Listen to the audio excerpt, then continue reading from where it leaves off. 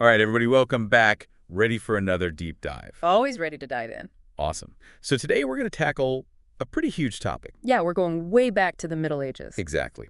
We're talking about the fall of the Carolingian Empire. And the rise of feudalism. Uh-huh. Trying to piece together how one led to the other. Should be fascinating. Definitely. For this one, I've got some excerpts from this document. Let me see that. Feudalism.pdf. Classic. Yes, super helpful for like the nuts and bolts of the whole feudal system. Right. Got to understand the basics. Definitely. And then I also have some notes here. Oh, from that YouTube video. Pope, the most powerful man in history. That's the one. I saw that one. Really interesting stuff. Yeah, it gets into like the role of the church in the rise of feudalism. Which is a whole other layer to this story. Totally. Okay, so big picture. We start with Charlemagne. Charlemagne, the OG unifier of Europe. Right. Charlemagne dies in 814. And his empire. Well, it starts to fall apart pretty quickly. Yeah, like a ship without a captain.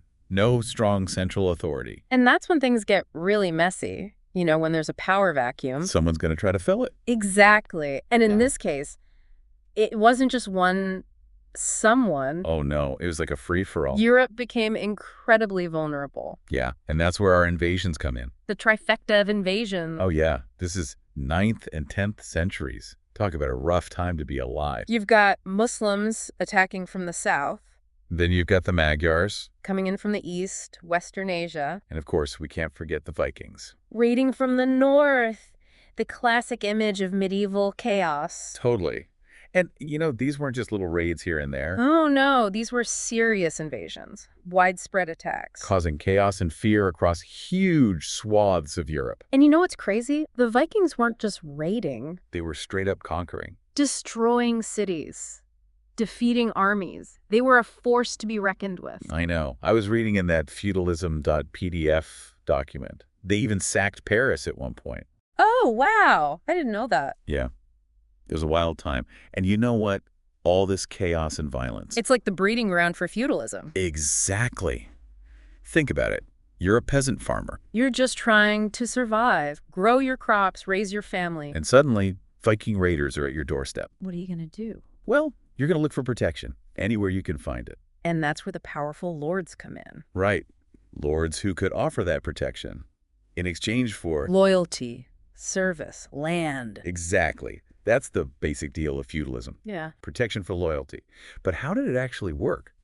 Well, imagine it like a pyramid. Okay, a pyramid of power. I'm listening. At the very top, you have the king. Right, the big guy. The king grants land to his nobles. And that land is called a fief. Exactly. A fief is like a mini kingdom. It could be a village or a whole region. Wow, so these nobles were pretty powerful. Yeah. They collected taxes from the people who lived on their land. They even administered justice. So it's like the king was delegating some of his power to these lords. Exactly. And in return, the lords pledged their loyalty to the king. And they had to provide military service. Right. Whenever the king called upon them. And to do that, they needed knights. The knights were like the muscle of the feudal system. Yeah. Those guys were serious warriors.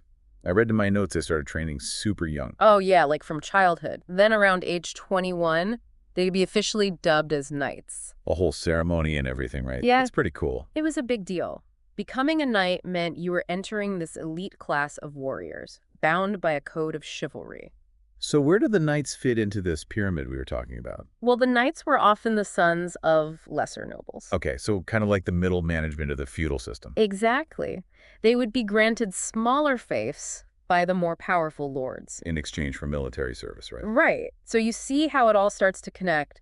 This whole web of loyalty and obligation, everyone owing something to someone above them. And at the very bottom of this pyramid, the peasants. The farmers.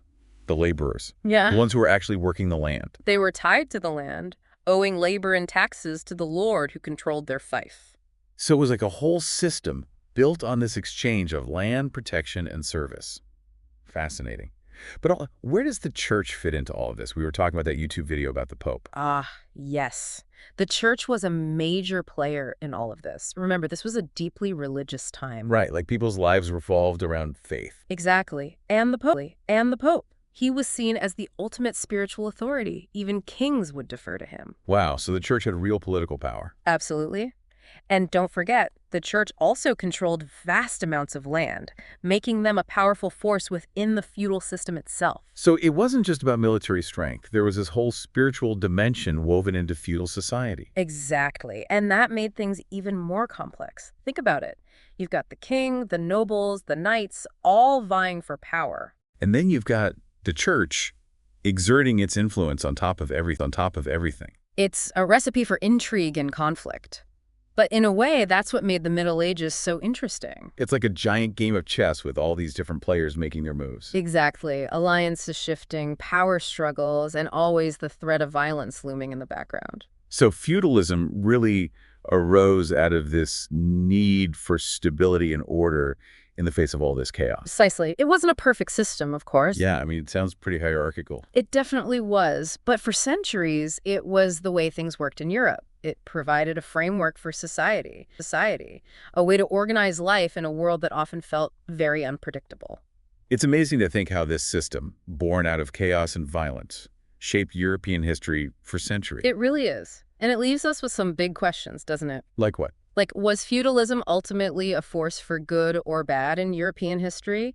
Did it help to bring about stability and progress, or did it just reinforce inequality and oppression? Yeah. I mean, it definitely wasn't a perfect system, but it's fascinating to see how it evolved and adapted over time. Exactly. And its legacy is still visible today in so many ways. Yeah. From the castles dotting the European landscape to the ideas about chivalry and honor that still resonate in our culture. That's something for all of us to think about, right? How did this period of history shape the world we live in today? Absolutely. And if you want to learn more, there are tons of amazing resources out there. Books, documentaries, even historical fiction. Go explore. Well, folks, thanks for joining us on this deep dive into feudalism. I hope you learned something new. And who knows, maybe it'll inspire you to do some exploring of your own. Until next time. See you then.